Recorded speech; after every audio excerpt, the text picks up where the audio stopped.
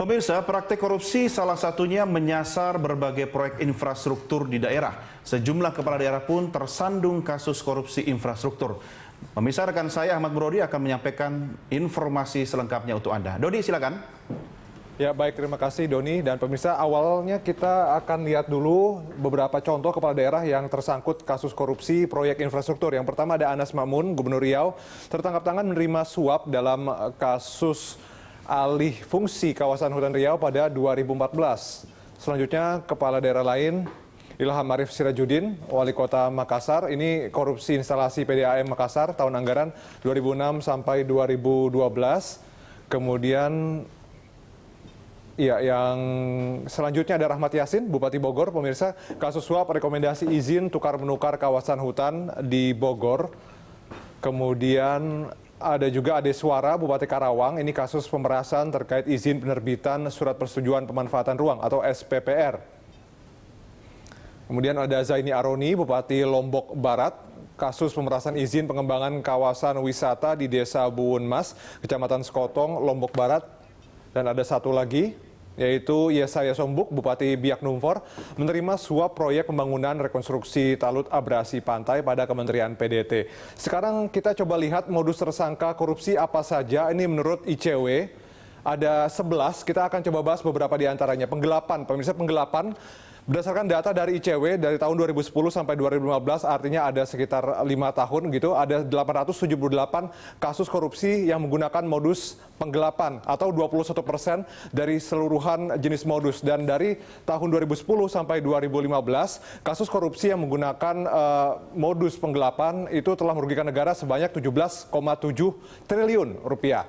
Selanjutnya nomor 2, penyalahgunaan anggaran. Nah, penyalahgunaan anggaran ini sendiri kalau dilihat datanya hanya 2015 saja adalah modus yang paling banyak digunakan oleh koruptor, yaitu sebanyak 134 kasus korupsi menggunakan modus penyalahgunaan anggaran pada tahun 2015 dengan kerugian negara mencapai 803,3 miliar rupiah. Sedangkan yang ketiga, penyalahgunaan wewenang, dan penyalahgunaan wewenang ini menjadi salah satu, kalau kita lihat trennya dari 2010 sampai 2015, memang yang paling tinggi juga kenaikannya secara cukup signifikan begitu, dari tahun ke tahun jumlahnya cukup signifikan. Sedangkan kalau markup, menurut penelitian ICW, datanya begitu ya, stagnan saja dari tahun 2010 sampai 2015, tidak terlalu berbeda jauh. Kemudian yang kelima ada laporan fiktif. Selanjutnya ada suap atau gratifikasi. Kemudian yang ketujuh, kegiatan fiktif atau proyek fiktif. Nah, uniknya adalah kegiatan fiktif atau proyek fiktif ini adalah modus atau satu-satunya modus di antara 11 ini yang tingkatnya atau penurunan begitu ya, ada terjadi penurunan tingkatnya dari tahun ke tahun, dari 2010 sampai 2015, penurunan kegiatan fiktif.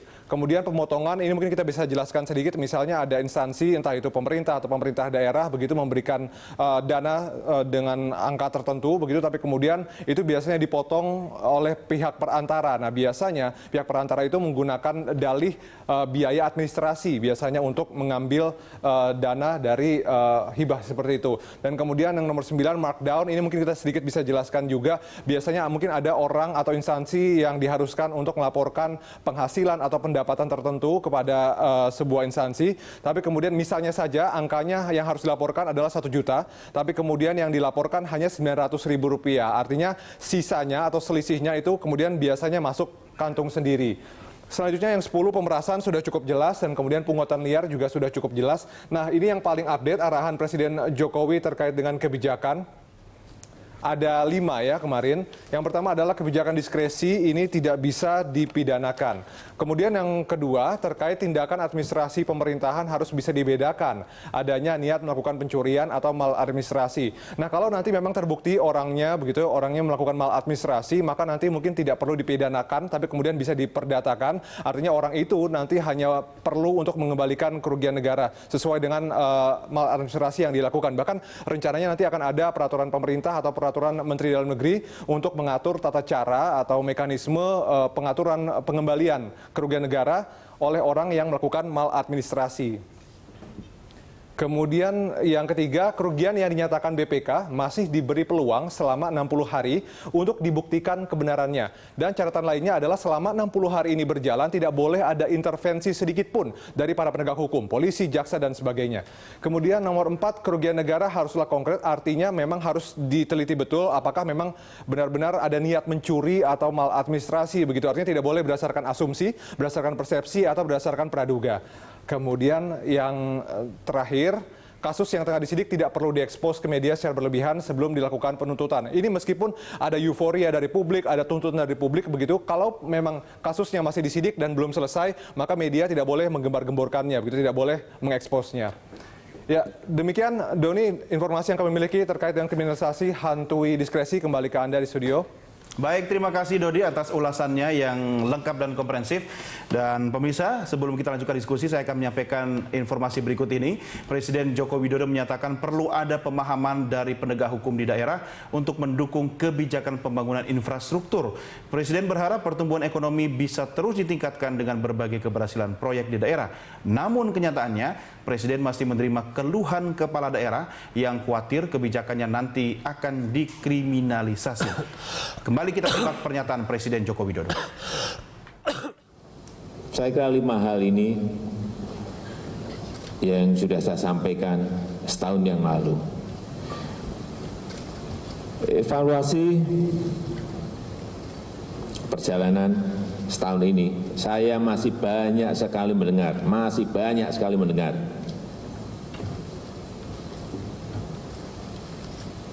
yang tidak sesuai yang saya sampaikan. Kita harus mengawal pembangunan ini dengan sebaik-baiknya di kabupaten, di kota, di provinsi,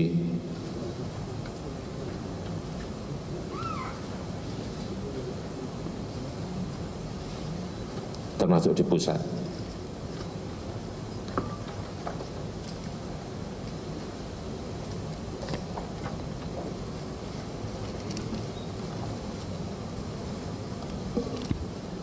Sehingga hal-hal yang tadi saya sampaikan agar betul-betul dijadikan perhatian. Kita sudah pontang-panting melakukan terobosan-terobosan. Baik yang namanya deregulasi ekonomi, sudah 12 yang kita keluarkan.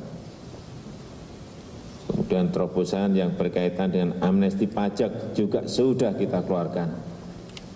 Segala jurus yang bisa kita keluarkan, kita keluarkan. Tetapi kalau ini tidak didukung, tidak ada support yang ada di jajaran di daerah, baik di pemerintah daerah, baik di jajaran Kejari, Kejati, jajaran Polresta, jajaran Polda,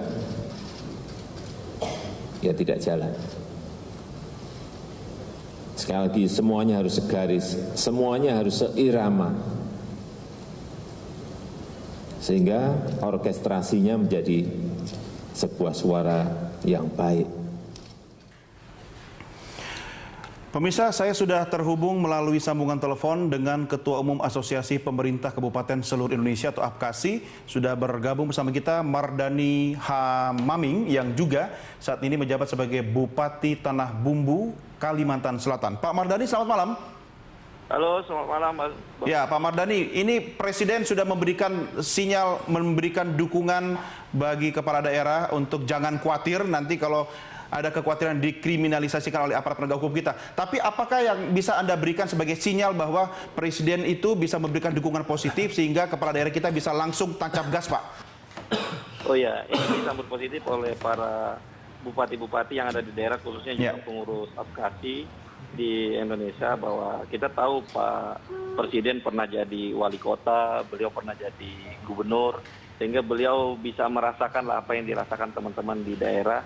Dan yang salah satu kebijakan beliau, jangan pidanakan kebijakan daerah, ini yang juga akan memacu pembangunan nanti di daerah-daerah, karena untuk membuat kalau bisa dipertegas lagi ada perlindungan hukum bagi kepala daerah Jangan sampai ada surat kaleng saja nanti kepala daerah sudah diperiksa sehingga tidak ada kekuatan hukum untuk kita mengambil kebijakan-kebijakan yang inovasi-inovasi di daerah. Mungkin begitu, Bang. Ya, tapi kan harusnya ada komunikasi kan Pak antara kepala daerah dengan aparat penegak hukum kita di daerah juga begitu kan. Selama ini forum komunikasinya apakah memang berjalan sesuai dengan yang diharapkan atau Anda masih merasa sering banyak teman-teman kepala daerah dijebak atau dikriminalisasikan begitu? Kalau saya melihat dari pembicaraan teman-teman, kalau khususnya saya di Kabupaten Tanah Bumbu, kita koordinasinya bagus antara Kapolres dan Kejaksaan. Kenapa saya bilang bagus? Karena salah satu yang saya minta misalnya di tender sekarang pakai ULP, setelah dimenangkan internet lelang pakai internet ULP, sebelum kita memutuskan siapa pemenang lelangnya, Kejaksaan periksa dulu apakah sudah betul untuk melakukan pemenangan salah satu perusahaan yang dimenangkan lelang. Sehingga kalau dia sudah menyatakan bahwa ini sudah betul, baru kita umumkan pemenangnya. Berarti kan di sana ada hubungan bahwa mengantisipasi atau mencegah apabila ada terjadi kesalahan. Jadi yang diambilnya lebih kepada supaya jangan terjadi sesuatu hal yang tidak diinginkan atau mencegahnya, lebih kepada mencegah. Iya, preventif ya Pak ya. Pak Mardhani sendiri punya pengalaman nggak dikerjain gitu loh oleh aparat penegak hukum? Selama ini saya tidak pernah merasa dikerjain, yang ada malah kita koordinasinya bagus. Yang saya sampaikan tadi, salah satunya saya bilang, hanya yang menjadi masalah kadang-kadang di aparat hukum, yang menjadi kesulitan dia, karena ada yang saya rasa sih tidak tertulis instruksinya, tapi ada seperti kayak target, misalnya Kejaksaan harus ada target, di kepolisian ada target. Ini yang menurut target saya, apa ini maksudnya? Target kasus gitu? Target kasus, tapi tidak pernah tertulis yang saya Oke. Tapi berarti target kasus ini juga lebih banyak menyasar kepala daerah begitu? Target harus menemukan misalnya kasus korupsi. Paradigma ini yang menurut saya harus dirubah. Mestinya kalau aparat hukum tidak mendapatkan korupsi atau apa, mestinya dalam pencegahan atau sosialisasi pencegahannya mestinya dia sukses dong. Bukan dibalik-balik dengan ada peningkatan kasus korupsi, ya menjadi keberhasilannya dia. Ini yang menurut saya juga harus dirubah paradigmanya oleh aparat hukum. Ya, oke. Pak Mardhani, bersama saya ada Pak Refli Harun. Kita akan diskusikan juga ada beberapa curhat dari kepala daerah Bang Refli yang sebenarnya ini kan mencerminkan beberapa hal. Satu, apakah bisa menjadi cermin kekurang pahaman kepala daerah termasuk aparat penegak hukum kita dengan regulasi. Dan yang kedua, soal kreativitas yang tadi Anda sampaikan itu, kalau semua pihak bisa melakukan kreativitas tapi dalam koridor hukum yang benar, berarti kan tidak akan pernah ada masalah seperti ini. Ya, yang terakhir ya, begini, kreativitas dalam tanda kutip ya, inovasi ya, itu kan memang sangat mungkin kemudian dia keluar dari jalur rel yang ada.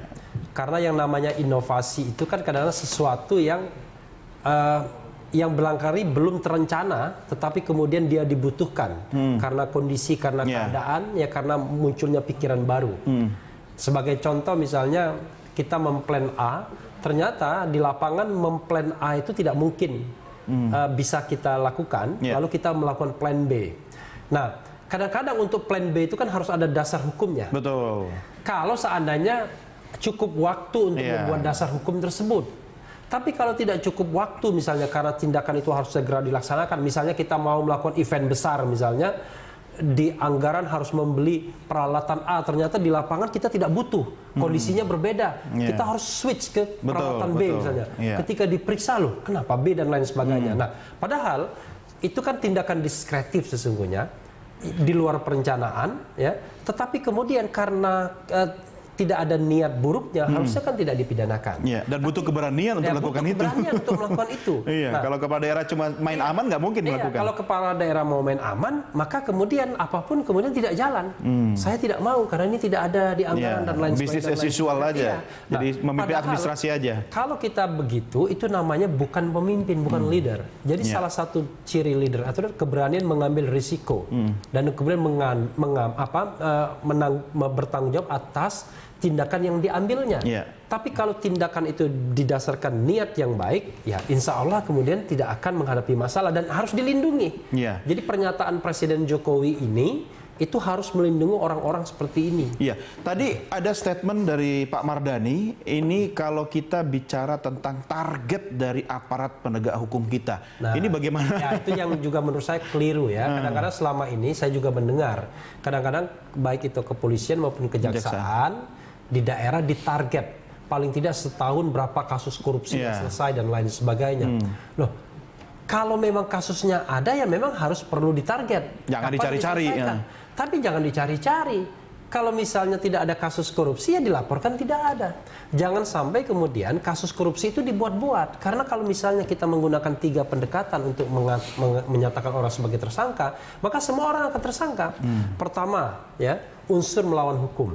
Kadang-kadang melanggar surat edaran saja itu dianggap melawan hukum. Yang kedua, unsur dapat merugikan keuangan negara. Itu juga gampang. Karena cuma dapat, yang kedua memperkaya diri sendiri dan orang lain. Itu juga mudah. Tidak memperkaya diri, paling tidak memperkaya orang lain. Karena kemudian kita mungkin memenangkan tender dan sebagainya. Lalu kemudian, kalau sudah memperkaya orang lain, sudah pasti dapat merugikan keuangan negara. Maka, untuk memenuhi 3 unsur itu terlalu mudah. Karena terlalu mudah, sekali saja orang kemudian melanggar aturan, maka 2 unsur lainnya akan terikut. Nah, kalau itu caranya aparat penegak hukum menjadikan orang sebagai tersangka, maka ya semua aparat pemerintahan akan menjadi tersangka semua. Tetapi yang ditantang dari aparat penegak hukum adalah mereka harus melakukan penyidikan. Ada tidak niat jahatnya, ada tidak unsur dengan kesengajaan, ada tidak unsur mens reanya. Untuk kalau memenuhi tidak, ya itu jangan. Kan harus aparat yang berkualitas. Untuk mampu membuka niat seseorang. Saya tidak melihat kualitas menjadi isu lagi. Karena mereka menjadi penyidik itu kan sudah dilatih, sudah dididik. Ini kan kadang-kadang kasus yang sederhana. Kadang-kadang bukan white collar crime. Kadang-kadang hanya soal pengadaan barang dan jasa, kickback dan lain sebagainya. Atau kemudian soal bagi-bagi jasa. Terang-benderang terlihat bisa. Iya, sebenarnya kan tindak pidana yang tradisional saja sebenarnya. Bukan tindak pidana yang sophisticated. Yang terjadi adalah bukan karena persoalan kualitas, lebih karena pada persoalan integritas. Ujung-ujungnya adalah penyidikan tindak pidana disasar untuk motif-motif tertentu. Mungkin motif untuk memburu rente, mencari keuntungan, atau mungkin motif balas dendam. Aparat digunakan oleh pihak lain karena ada persaingan mungkin politik. Mungkin yang kalah dulu dalam kontestasi begitu kan? Ada persaingan politik dan lain sebagainya. Nah, ini yang kemudian harus clear. Menurut saya ini ujian bagi pemerintahan Jokowi, apakah instruksi ini efektif atau tidak. Saya membayangkan yang harus melaksanakan ini siapa? Pertama, Kapolri yang baru, Jenderal Tito Karnavian, harus memastikan, Jenderal Tito harus memastikan bahwa polisi benar, Lalu kemudian Jaksa Agung harus memastikan bahwa jaksa-jaksa ke bawah itu juga benar. Kalau tidak, saya katakan mereka harus dipotong semua, mereka harus diberhentikan. Kita harus mempertahankan jaksa yang baik, polisi yang baik, bukan jaksa yang kotor atau polisi yang korup. Katanya polisi baik cuma ada 2, Jenderal Hugeng sama polisi tidur. Ya, menurut Anda, saya masih yakin masih banyak polisi baik. Karena paling tidak polisi yang tidak dipromosikan. Tapi yang menarik tadi Bang Refli, lihat beritanya Jenderal BG, Budi Gunawan, ini gaya baru loh, kumisnya udah hilang saya lihat. Ya, itu soal lain gitu. Itu ada sinyal nggak ya? Saya kembali ke Pak Mardhani dulu. Pak Mardhani, Apkasi ini kan sebenarnya sebuah kekuatan koordinasi para kepala daerah yang bisa memberikan tekanan atau pressure kepada siapa saja ya, termasuk pemerintah pusat. Apa kira-kira bentuk dukungan konkret selain statement Presiden tadi yang seharusnya bisa mengawal Anda para kepala daerah untuk lebih berani melakukan atau pengambilan keputusan tanpa takut nanti akan terjerat hukum? Iya, dari hasil tadi yang jangan pidana kebijakan daerah yang perintah dari Pak Presiden, nanti kita akan evaluasi di organisasi Apkasi. Namun yang Bang Refli Harun tadi sampaikan bahwa misalnya yang kita dapat sekarang diumumkan oleh para aparat hukum bahwa kepala daerah, bupati dan wali kota hampir 50, bukan hampir lagi, malah 50% lebih sudah menjadi tersangka. Kalau pikiran saya kan di sini berarti kan ada permasalahan sistem hukum yang salah di Indonesia, masa seorang bupati hampir 50% lebih semua hampir menjadi tersangka, yang mana orang ini adalah orang-orang yang dipilih oleh rakyatnya, yang menurut saya adalah orang-orang pilihan. Tidak mungkin hampir semuanya menjadi permasalahan hukum. Dan juga yang harus dipertegas juga dengan kebijakannya Pak Jokowi, mungkin permasalahan surat kaleng. Surat kaleng ini yang juga sering terjadi, ada surat kaleng para kepala daerah ataupun para kepala dinas sudah dipanggil oleh aparat hukum. Nah ini yang juga menurut saya dipertegas, kalau surat kaleng nggak boleh diperiksa, udah begitu aja. Iya, lagi banyak beredar surat-surat kaleng Pak ya, mungkin juga surat-surat kaleng itu dari kompetitor kepala daerah dulu gitu Pak. Bisa yang tersakiti dulu atau yang kaleng, karena kita jabatan politik kan bisa saja lawan politik kita yang memberi surat kaleng itu. Iya. Tapi Pak Mardhani, kalau komunikasi antar kepala daerah dengan penegak hukum di daerah itu menurut Anda bisa efektif nggak sih untuk preventif? Saya rasa tergantung masing-masing kepala daerahnya dan juga masing-masing aparat hukumnya Pak. Ada yang kadang-kadang sinkron kita pembicaraannya, ada yang kadang-kadang tidak, karena masing-masing manusianya kan berbeda. Betul. Makanya susah kalau kita mengikuti sistem manusianya, makanya harus ada sistem yang regulasinya yang betul-betul diatur, atau memakai IT yang semuanya pakai jalan itu, jadi semua sama. Oke, ya. Baik, Pak Mardhani, terima kasih sudah bergabung bersama kami. Selamat bertugas kembali membangun daerah Pak. Selamat malam. Salam sama Bang. Demikian tadi Ketua Umum APKASI yang juga Bupati Tanah Bumbu Kalimantan Selatan, Mardhani. Bang Refli, ini saya tidak tahu arahnya kemana. Apakah Pak, saya tidak tahu, saya tidak bisa membaca gesture. Kalau melihat wajah Presiden tadi memang marah beneran, tegas, atau dia sudah dalam posisi, waduh, ini sudah sekian bulan, sudah hampir setengah perjalanan masa pemerintahan, tapi kok belum bisa digenjot seperti yang diharapkan begitu. Iya, saya kira begini ya, untuk memahami statement seseorang itu kita harus lihat latar belakangnya. Dan saya kira Pak Jokowi ini kan latar belakangnya kan wali kota, pengusaha dan lain sebagainya. Pernah wali kota, pernah gubernur. Ya. Biasanya kalau memang latar belakang seperti itu, dia biasanya sangat respons, ya, cepat terhadap gangguan-gangguan kerja. Nah, ketidakprofesionalan dan bukan tidak profesional rasanya ya. Masalah integritas di penegak hukum ini kerap mengganggu sesungguhnya, ya. Mereka ingin berinovasi, bekerja dengan baik, tapi diganggu dengan hal-hal seperti ini. Tadi mungkin surat kaleng, lalu kemudian harus menghadapi pertanyaan-pertanyaan yang tidak penting dan lain sebagainya. Bahkan bahasanya kemudian, ini pengaduan masyarakat. Ya, bahkan kemudian diancam untuk kemudian dikriminalisasi. Nah, makanya kemudian responsnya seperti itu. Ini kita bisa pahami kalau kita lihat latar belakangnya. Tetapi kita harus menyelesaikan ini by system. Secara sistem apa? Tadi saya kayak katakan, statement itu bermata dua. Ke satu sisi untuk penegak hukum, ke sisi lain untuk pemerintah daerah. Jadi jangan seolah-olah cuma bermata satu. Jangan terlalu GR juga ya. Jangan seolah-olah bahwa nanti wah pemerintah daerah merasa aman nih kalau kita melakukan tindak pidana korupsi, ngambil kickback dan lain sebagainya atas nama kebijakan kita nggak bisa diapa-apakan. Tidak begitu. Harus dipahami bahwa penegak hukum yang korup, yang main-main, yang tidak profesional, yang tidak berintegritas, potong. Tapi kepala daerah yang kemudian memang tetap melakukan tindak pidana korupsi dan berlindung di balik diskresi dan kebijakan, itu juga harus disikat. Jadi yang kita pertahankan ini ada polisi yang baik, jaksa yang baik, kepala daerah yang tidak korup. Itu yang kita pertahankan. Dan saya kira kalau statement seperti ini tidak ada yang menolak. Kan begitu. Kalau misalnya ada yang menolak, oh berarti Anda bagian dari korupsi dong. Dipertanyakan. Ya, ini menarik dan menurut saya masih ada satu hal yang bisa kita diskusikan. Saya akan melakukan diskresi, melanggar satu segmen lagi. Dan kalau ini pasti pemirsa akan dukung gitu kan. Bang Refli, kita akan balik di segmen berikutnya. Ada 50% kepala daerah. Baik, pemirsa, kami segera kembali sesaat lagi. Tetap bersama kami.